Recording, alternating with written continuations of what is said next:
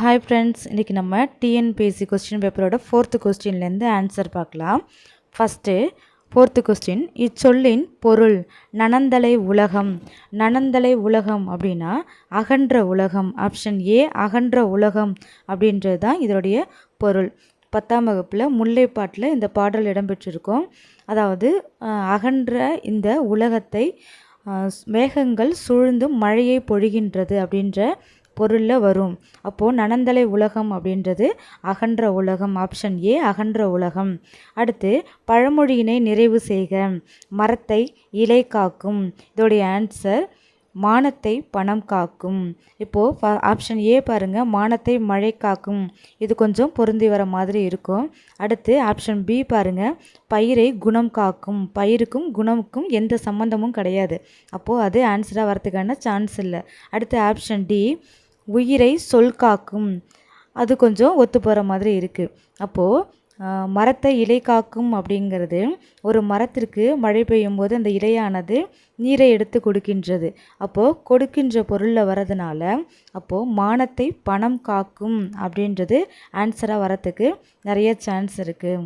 இது டவுட்டான கொஸ்டின் தான், ஆனால் ஆப்ஷன் சி சரியான விடை. அடுத்து பாருங்கள், மோனை சொல்லை கண்டறிக.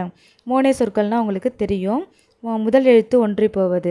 இப்போது நந்தவனம் கண் திறந்து நற்றமிழ் பூ எடுத்து பண்ணோடு பாட்டி செய்து பார் போற்ற வந்தாயோ அப்படின்னு கொடுத்துருக்காங்க.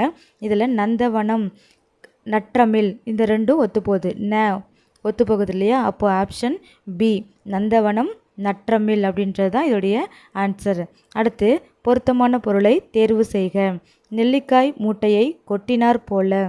இதோட ஆன்சர் என்னன்னு பார்த்தீங்கன்னா ஆப்ஷன் ஏ பயனற்ற செயல் அப்படிங்கிறது ஆன்சராக வரத்துக்கு சான்ஸ் கிடையாது. அடுத்து ஆப்ஷன் பி பாருங்கள், தற்செயல் நிகழ்வும் கிடையாது. அப்போது சி தடையின்றி மிகுதியாக, நமக்கு அதுதான் ஆன்சர் அப்படின்ற மாதிரி தோணும். ஆப்ஷன் டி ஒற்றுமையின்மை. ஆனால் ஆப்ஷன் டி ஒற்றுமையின்மை அப்படின்றது தான் இதோடைய ஆன்சர். அப்போது நெல்லிக்காய் மூட்டையை நம்ம அவிழ்த்து கொட்டினோம் அப்படின்னா அது திசை கொன்னா போயிடும். அப்போது ஒற்றுமையின்மை. தடையின்றி மிகுதியாக அப்படின்றது நமக்கு எப்படி தோணுன்னா மடை திறந்த வெள்ளம் போல் அப்படின்னு சொல்லுவாங்க. அப்போது நம்ம நெல்லிக்காய் மூட்டையை அவிழ்த்து கொட்டினோம் அப்படின்னா அது தடையில்லாமல் வரும். ஆனால் கடைசியாக பார்த்தோம் அப்படின்னா அது திசை கொன்னா போயிடும். அப்போது ஒற்றுமையின்மை அப்படின்றது தான் இதனுடைய பொருள்.